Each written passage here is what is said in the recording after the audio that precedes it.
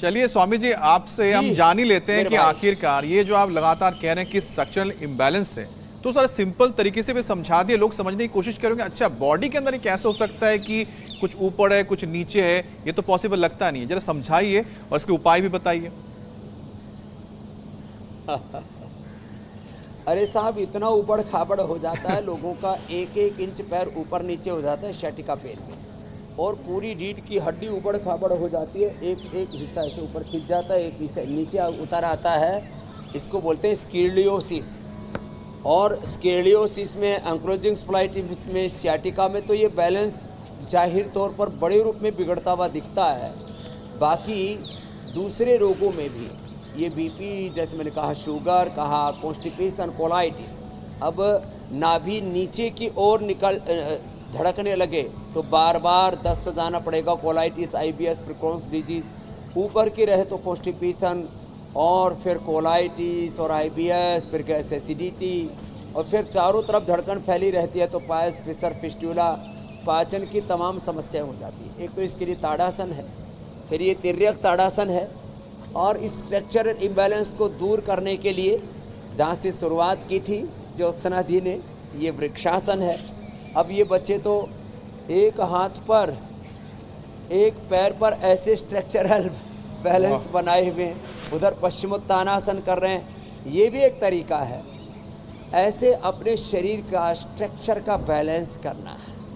और इसके साथ साथ सरल आसनों में ये वृक्षासन है, और सूर्य नमस्कार भी इसलिए हम कहते हैं 10 बार अवश्य करो, उससे भी स्ट्रक्चरल इम्बैलेंस दूर होता है।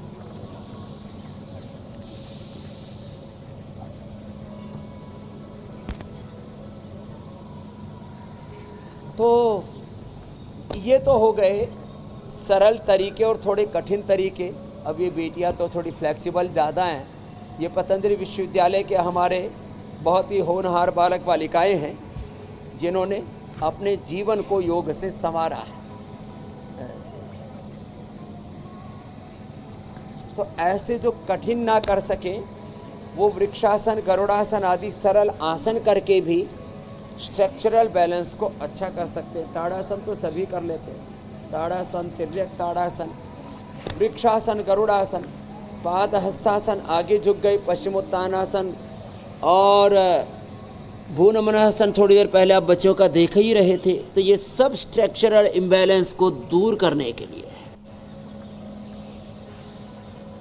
ऐसे अपने अपने सामर्थ्य के अनुरूप हम चुन लें कि हमें करना क्या है।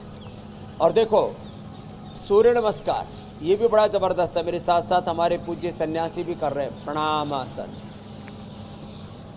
ऊर्ध्वहस्तासन, ऐसे एक रिदम के साथ, हाथ सीधे, पैर भी सीधे, पूरा परफेक्शन के साथ ऐसे आगे झुके, बहुत धीरे धीरे करना चाहिए। स्ट्रक्चरल इम्बैलेंस होने पर कोई जल्दबाजी नहीं। फिर ऐसे इस तरह से तसल्ली से, रिदम के साथ,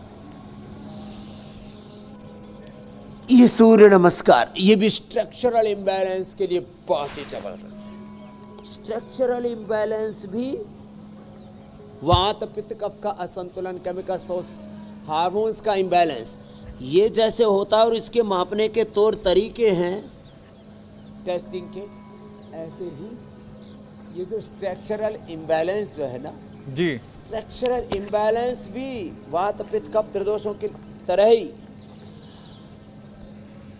चलो उष्ट्रासन, पूर्ण उष्ट्रासन करो बच्चा। स्वामी जी, अच्छा। लेकिन जिस तरह के कठिन आसन हम देख रहे हैं वहाँ पर, जो तमाम हमारे वहाँ पर आपके जो स्टूडेंट्स वहाँ पर मौजूद हैं, वैसे जिन लोगों की उम्र अब निकल चुकी है उनके लिए तो आगे पीछे हो जाने में दिक्कत हो जाती है। उसमें आप बता रहे हैं वृक्षासन, गरुड़ासन, अब हर कोई जोशना तो है नहीं कि कर ले तो ऐसे में उनके लिए भी जरा बता दीजिए कि वो कैसे कर इसमें जा सकते हैं, अपने बॉडी के स्ट्रक्चर को ठीक कर सकते हैं। उनके लिए उष्ट्रासन और पूर्ण उष्ट्रासन वो ना कर सकेंगे, उष्ट्रासन और ये शशकासन। और स्वामी जी, दो चीज और मैं जानना चाह रहा था कि एक तो है कि बॉडी के कौन से पार्ट्स हैं। चलिए पहले आप ये बता दिए, उसके बाद हम इस पे आते हैं स्वामी जी। तो देखो, एक बहुत सरल तरीका है जी स्ट्रक्चरल इम्बैलेंस को दूर करने का, ये तो बैठ करके जो इजी वे में कर सकते हैं। आपने इजी योग पूछा तो इजी योग बता दिया आपको।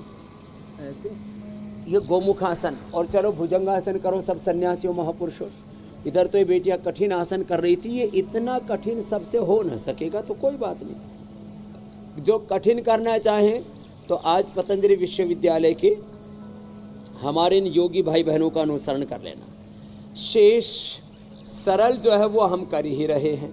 फिर भुजंगासन रिदम के साथ सहजता पूर्वक, जो भुजंगासन और मरकट आसन ये दो ही आसन कर लेते हैं, पूरा पैकेज तो हम बता ही रहे हैं स्ट्रक्चरल इम्बैलेंस के लिए। तो जैसे ये बोला जाता है मेरे भाई Amit ji, stress is the main cause of all diseases, less physical activity, over eating, unhealthy lifestyle is the main cause of all diseases, inflammation is the main cause of all diseases, internal imbalance, vata pitta कफ त्रिदोष का imbalance, जहाँ समदोष समाग्नि से समधातु मल क्रिया प्रसन्नात्मा इंद्रिय मन स्वस्थित्य विधीयते कहा जाता, वहीं कहा जाता है धी धृति स्मृति विभ्रष्ट कर्म यत्कुर्ते अशुभम प्रज्ञा पराधम तम विद्यात् सर्वदोष प्रकोपन। तो जैसे धी धृति स्मृति वात पित्त कफ त्रिदोषों का जो असंतुलन है ये हमें रोगी बनाता है। तो structural imbalance is the main cause of all diseases. इसलिए स्ट्रक्चरल इम्बैलेंस के होने से दुष्प्रभाव पड़ता है लंग के ऊपर, लोगों को दमा हो जाता है। स्ट्रक्चरल इम्बैलेंस का दुष्प्रभाव पड़ता है हार्ट के ऊपर, हार्ट की पल्पिटेशन ऊपर नीचे हो जाती है। स्ट्रक्चरल इम्बैलेंस का दुष्प्रभाव आप पूछ रहे थे मेरे भाई अमित कि किस किस अंग पर इसका बुरा असर पड़ता है। और ये गोमुखासन से स्ट्रक्चरल इम्बैलेंस भी और हार्ट भी ठीक होता है, इससे लंग भी ठीक होता है। भस्त्रिका के साथ ठीक इस तरह से इसको जब संपन्न करेंगे जी। स्ट्रक्चरल इम्बैलेंस का प्रभाव आंतों पर पड़ता है, लीवर पर पड़ता है, किडनी पर पड़ता है। स्ट्रक्चरल इम्बैलेंस का सबसे ज़्यादा बुरा प्रभाव मस्तिष्क पर पड़ता है। स्ट्रेस लेवल बहुत बढ़ जाता है, नींद उड़ जाती है। तो ये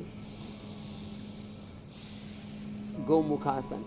अब ये एक तरफ सरल वाला और दूसरी तरफ कठिन वाला, दोनों ही तरह के अभ्यास आपको बता रहे हैं।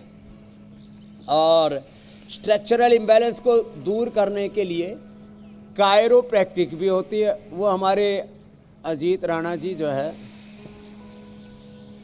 वो हमारे पूज्य स्वामी आर्षदेव जी के साथ में पुरुषार्थ कर रहे हैं। वैसे उनका स्ट्रक्चरल इम्बैलेंस है नहीं, लेकिन स्ट्रक्चरल इम्बैलेंस होने पर कार्य तो स्वामी जी मसाज चल रहा है यहाँ पर, जैसे लग रहा है। जिनको स्क्लेरोसिस था, जिनको एंक्लोजिंग स्प्लाइटिस सैटिका था। इंडिया टीवी हर वक्त हर जगह डाउनलोड करने के लिए सर्च करें India TV news Google play store या ऐप स्टोर पर।